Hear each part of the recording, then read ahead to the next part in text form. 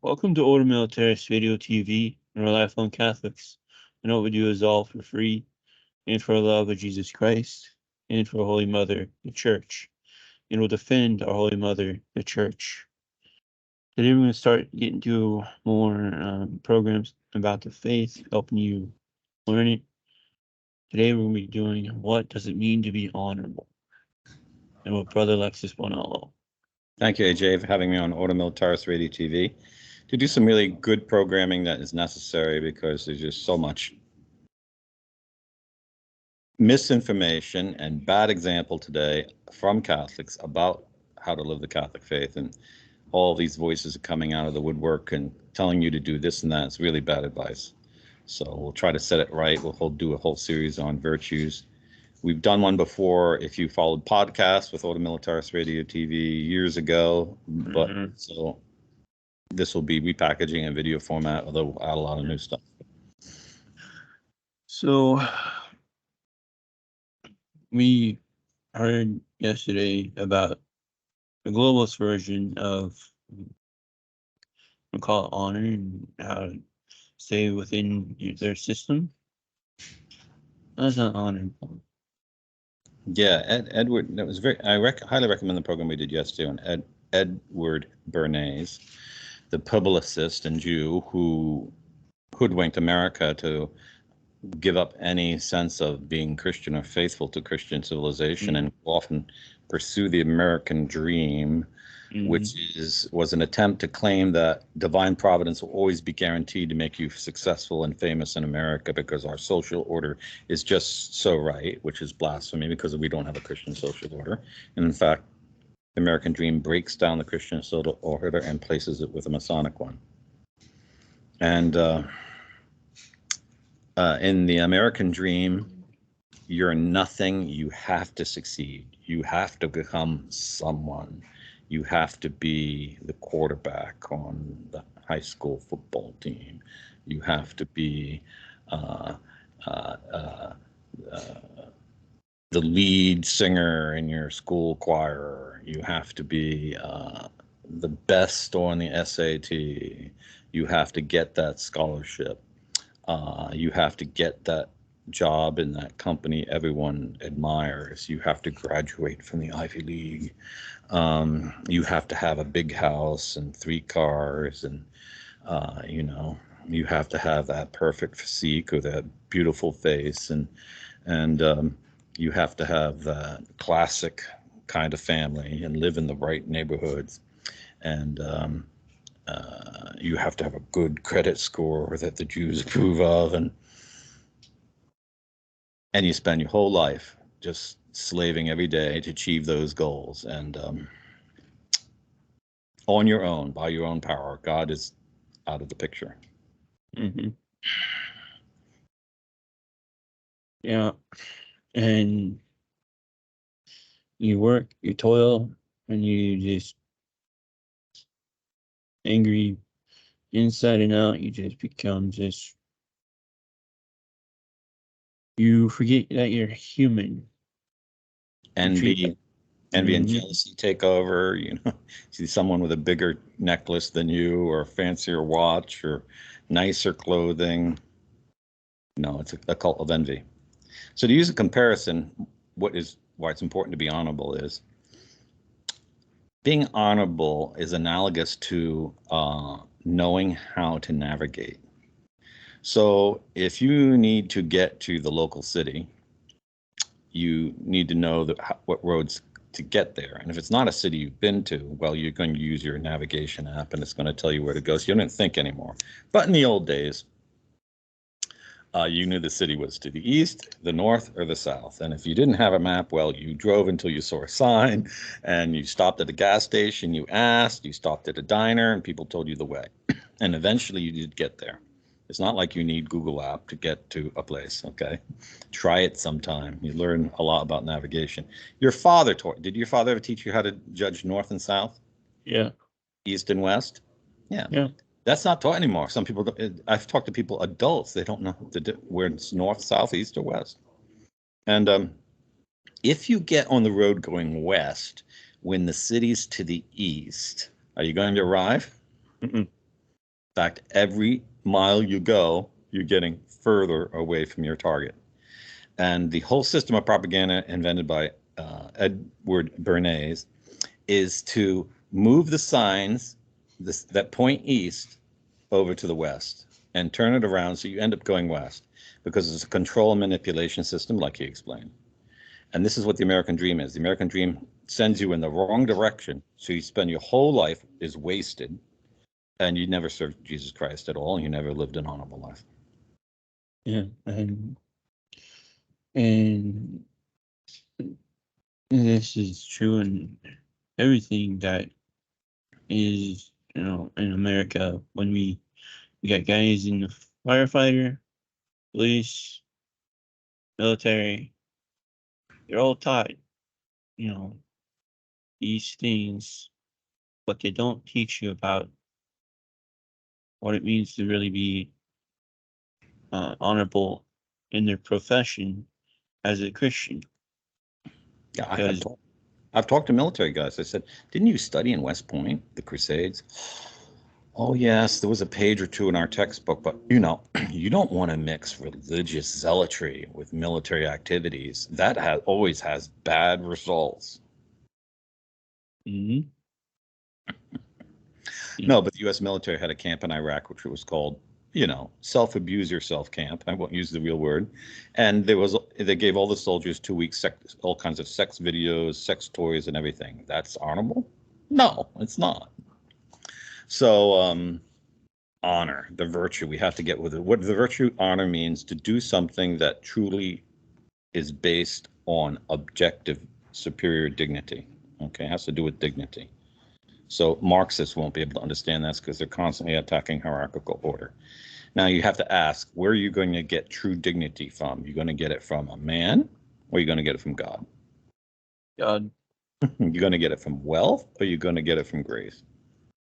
grace, And you want the honor that lasts for a moment, or the honor that lasts forever?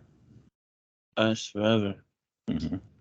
And so the whole system of the whole concept of honor is fundamentally different. And you're going to go in two different roads depending on what kind of honor you're seeking, true or false honor. And this is why in Ordo Militaris we find it so difficult to recruit, because we're talking about true honor, and people are just totally out of touch with that. Is there any voices in social media today, AJ, that you know of that are talking about true honor? No. These guys that they want to do the American dream, so they're going to start a YouTube channel and become famous. Are they going to teach you about true honor? Mm-mm. They're not even pursuing true honor. Okay, so this is you're not going to find it on websites. You're not going to find it in anyone involved in publicity per se. Because that's not about honor. It's about vainglory, the moment of praise, more influence, and raising money. It's about greed, envy, jealousy, and vainglory, if it's not any of the other vices. And that's why these people can't comprehend a Catholic party.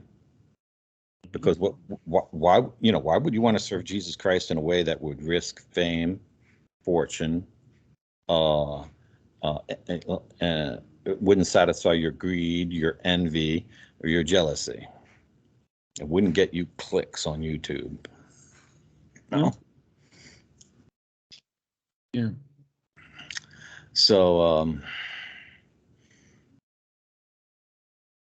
So when we think of honor, we think of the knights of old who risk everything, their wealth, their fortune, they probably had some mansions, castles, and they went to a place they never knew of, Jerusalem. And they just heard the Pope, or they read what was spread around from what he said, and it was like, okay. They didn't give a second thought. They just went. mm-hmm. And the Crusaders are the first Crusade, especially, and the ones that followed. These men are hated and attacked universally by all modern voices. Even John Paul II said some really insulting things about the Crusades, and which shows you that he was a dishonorable man and didn't understand what. I mean, he was the one that was allowing the CIA to flush money through the Vatican Bank to bring down the government in Poland so they could approve of abortion. Yeah. He actually said you can vote pro-abortion. What kind of a man is that? And wrote a book on sex therapy and stuff like that. So, the dishonorable people today are so zealous that they attack honorable people. They're always trying to attempt to switch the categories, turn it upside down. Saying the truth is being nasty. Bishop Strickland was just accused by Catholic World magazine of he had to be removed from Tyler, Texas because he had nasty tweets. Whether they're true or not was just not even in the picture. Yeah. So they don't know what honor is at Catholic World Report. They're not Catholic anymore over there.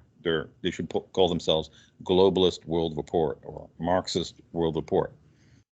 I had a very good friend. He's an Englishman. He was like, "You're impolite, and therefore you can't succeed." But what about being true or false? Don't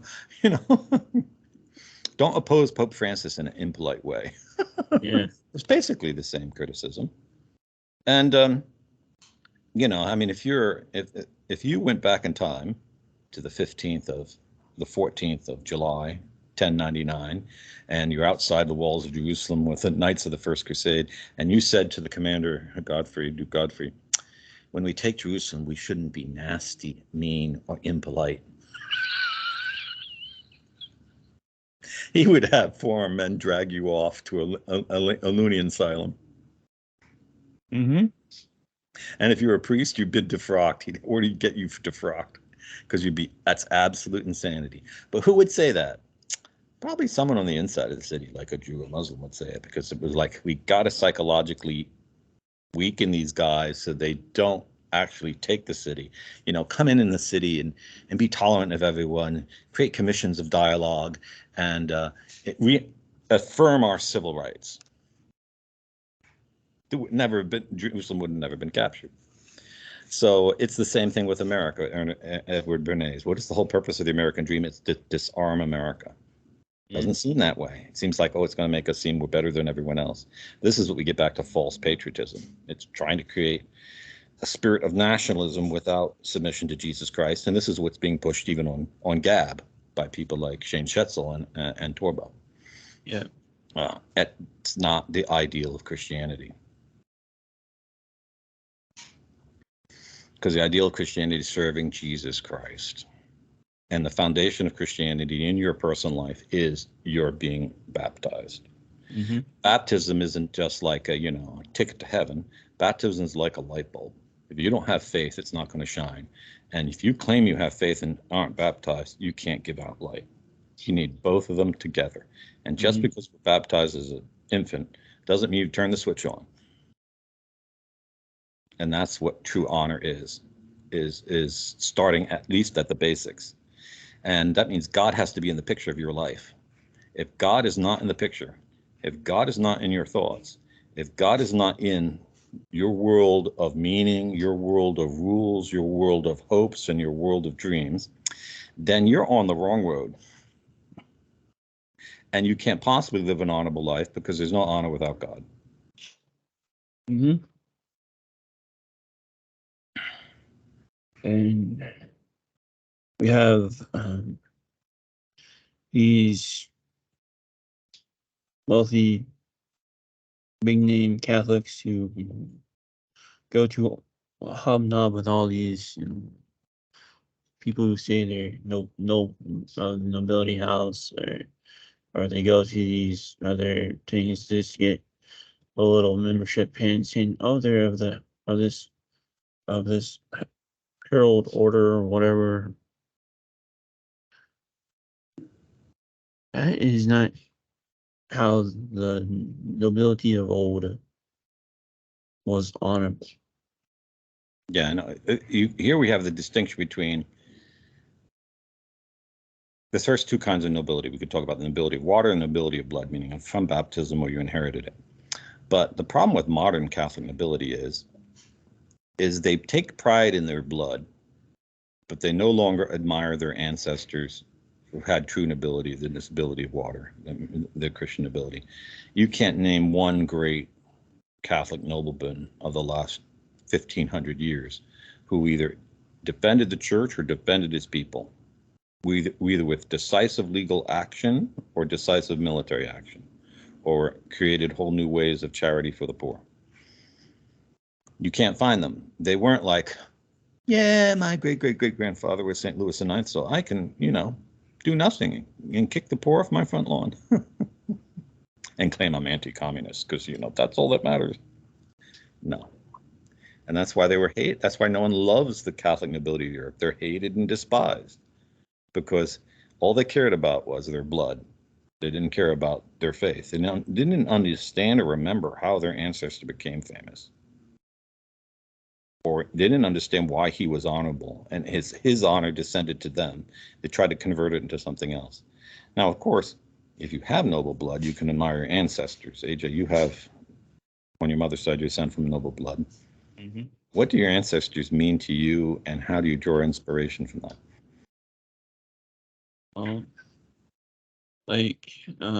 Otto II, Holy Roman Emperor, and his son Otto III, they both did their duty to defend the church and the papacy from anti-popes, popes, and those who messed around with women and other people. And Otto II, when he took up residence at Rome, caused the mob to drive out the anti-popes. Otto III worked with the Holy Father Gregory V, and exiled the one guy, exiled an anti-pope, and let him be generous and merciful. That didn't stop the evil, so he cranked it up one notch. He had the eyes, the tongue of the anti-pope removed, and sent him to live his remaining days in prayer and penance in a monastery in Germany. Then the man who was causing the problems, he had executed on the spot. Now, did Otto II, Otto III stay in Germany and just lament all day, tweeting out the problems of the world? Huh? Were they pacifists? Oh no. Were they opposed to capital punishment? Oh no. Were they not? Were they impolite? No. Would Jews, or perhaps the corrupt faction that he opposed, consider him mean and nasty? Oh yes. Mm-hmm. So it is honorable to be what wicked men would say is mean and nasty if you're mean and nasty against dishonorable people. So it's not like the epitome of virtue is being a pacifist, nonviolent, and letting people walk all over you. That's not Christianity, but that's what the Masons, the Jews, and the Marxists want you as a Christian to live like. And that's the false gospel preached by fake priests who really want to milk the church for their career. They didn't become a priest, save souls, and become a priest to dominate souls and milk them for their career, whether it's money, fame, sex, or boys. And when you have ancestors who achieve great things, that's a big inspiration. It's AJ's always talking about his inspiration, Ordo Militaris. I don't. I come from a family of peasants. But I still am inspired by those men. I mean, because they did what the widow did. She gave her 2 mites. They ruled kingdoms and empires, and yet they risked everything for God. Mm-hmm. They did something greater than the widow, because the widow could get another 2 mites. But if you lose an empire, you can't get it back. And yet they risked it all. They risked their personal lives. They went to battle. They risked their life. Some of them even gave their lives in war. And for someone to have achieved all the power and success of this world and be so willing to give your life for people you don't know or defend Christ's church or the papacy, that's honor. Those men had the highest honor, and we shall see in the kingdom of heaven that they're going to bear the most glorious crowns. It's not going to be the old lady saying rosaries in the back of her church. Yeah. So Otto II, he was buried in the original St. Peter's Basilica, and his tomb was moved to the new St. Peter's Basilica that we have today. But there's two things missing of his. AJ, what His body? Yeah. His body, what'd they do with it? I don't know. Maybe it turned to dust. Yeah, maybe. But then the Masonic guy who created, if everyone who's ever been to St. Peter's Basilica has seen the baptismal font, that is the lid of my uncle's tomb. They stole the beautiful red marbles. Yeah. Yeah. AJ always has to mention that. But okay, so what is get to Christian honor? Because if we're going to be honorable as Christians, we have to understand what honor is. Honor as a Christian is you're going to keep faith with Christ the King. Let's have a definition. To be honorable is to keep faith with Christ the King in all trials, all difficulties, whether bad times or good times. It's kind of like marriage, but it's something more exalted. And keeping faith means keeping Jesus in the picture. Yeah. Keeping his words, his teaching as the rule of your life. It's not like, say, wake up this morning and say, well, I'm going to do as I please. I'm not going to worry about the moral law. Yeah. And the whole global system is based on giving you an option to opt out of the world where Jesus exists. How many TV shows mention Jesus Christ? How many? Where outside of the parish you hear the name Jesus Christ? Never. Even encyclical, there's even documents by Pope Francis where the name Jesus Christ is not in them because he wants a one world religion. It shows you how whacked out he is. So if Jesus Christ is not in the picture, you know you're on the wrong road. But if he is in the picture, since he's the king and all honor comes from God, you got to be seeking honor from him. Mm-hmm. You got to be seeking to get a reward from him. And this is not evil, as though many Protestants say, oh, you shouldn't live for rewards. No, you should live rewards, because if Christ wants to reward you, it's because it means you truly love him and he wants you to love him. So don't think that seeking rewards from God is bad if you truly love God. Okay. Mm-hmm. And this is why a whole generation, 50, 60, 70,000 men at the first council, after the first council of Clermont in 1195, and Blessed Urban the second called for the first crusade, saying, this is God's will, Deus Vult. Well, that's why we sell little Deus Vult patches. They said, yes, this is the thing to do. They had no doubts about it. They immediately started preparing. It took them like 2 years, a year and a half to prepare for the war. They weren't like, okay, I'm going to grab my sword, get my horse, and run off. That's what they didn't know. They spent a year and a half getting all the armaments prepared, the swords made, the shields made, the grain supplies, selling their property, converting it to money, getting maps and supplies and guides and experts in this kind of warfare and that kind of warfare, translators and clergy and monks to come along and craftsmen to come along. They were organized. They weren't just like flighty people. And all of these guys, all the knights that went had sovereign authority, because in the Middle Ages, they didn't dumb down society by taking all the authority to the central government. All knights had authority. And your little baron, your little knight, your little lordship, if there was a crime, you were judge, jury, and executioner. You handed down the law. You laid it all down.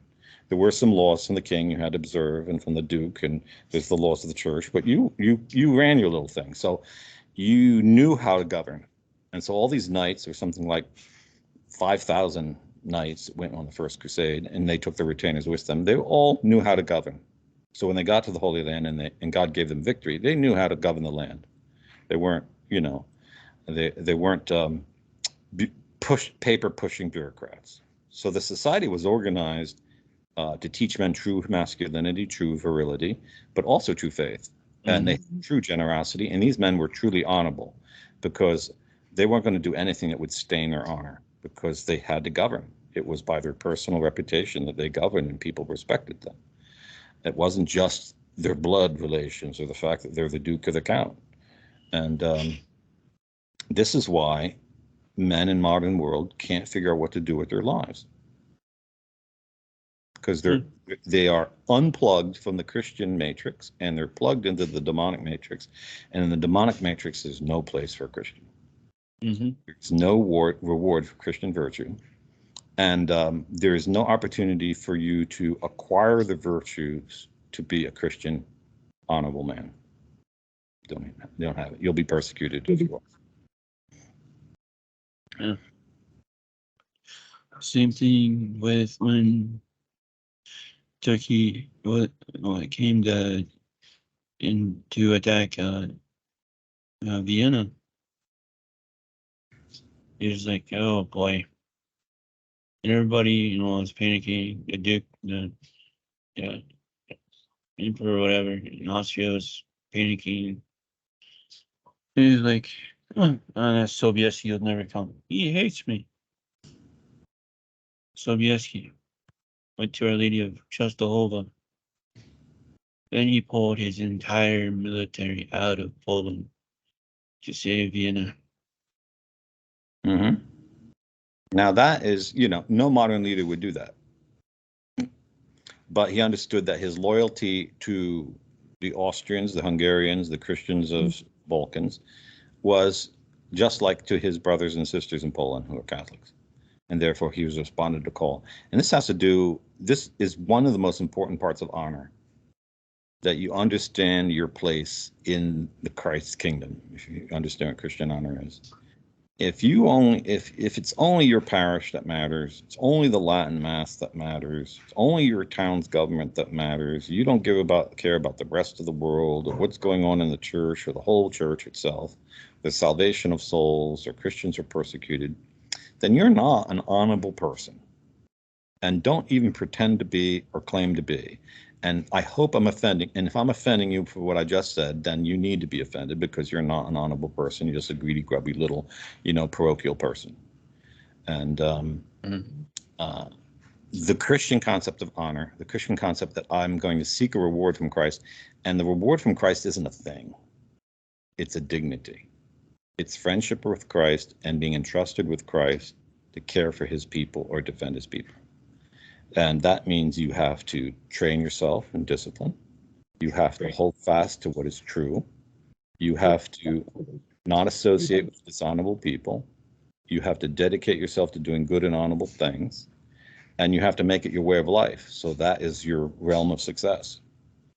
And that doesn't mean for all men or for all women you're going to become a religious, or all men you're going to become a priest. That doesn't mean that. You can serve as a king or knight or prince.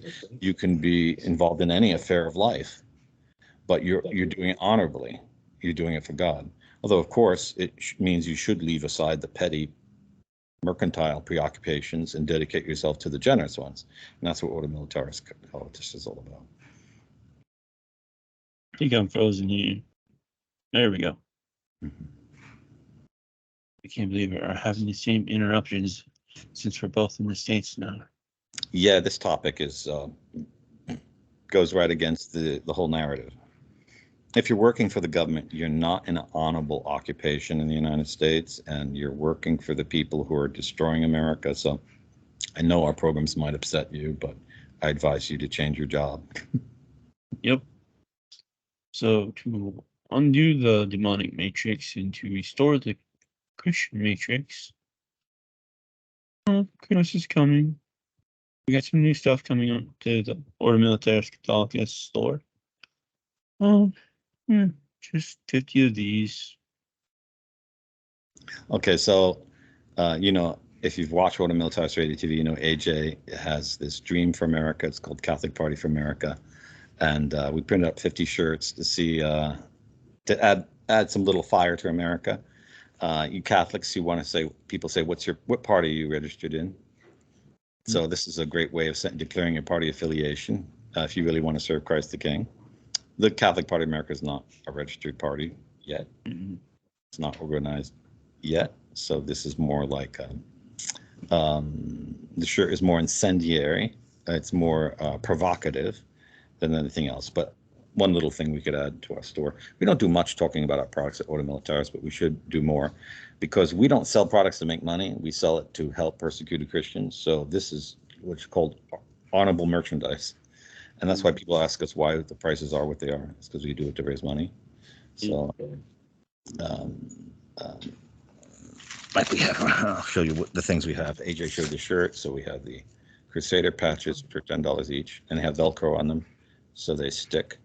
And they stick to. And if you get Velcro on that thing to your hunter's jacket, your police uniform, or your any uniform you might have that has the Velcro, we have the Lepanto bumper sticker and Lepanto.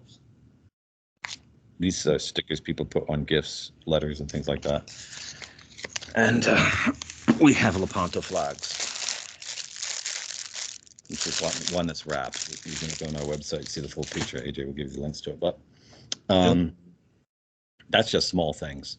We only do merchandise because we actually encourage people to do the greater honor things like pledge as a member, become a volunteer in our order, become an investor, get involved in one of our operations of the sort, because that's the real honorable thing. Most people support us though by buying the merchandise because they're interested in these things that give them a sense of honor or remind them of honorable men of the olden days, which is a good way to begin, but don't stop. Yeah. Yeah, I think we'll stop it there. Hopefully everything is recorded. If it's not, we'll come back even better on the second go around. This is Ordo Militaris Radio TV signing off. Deus Volt. Deus Volt.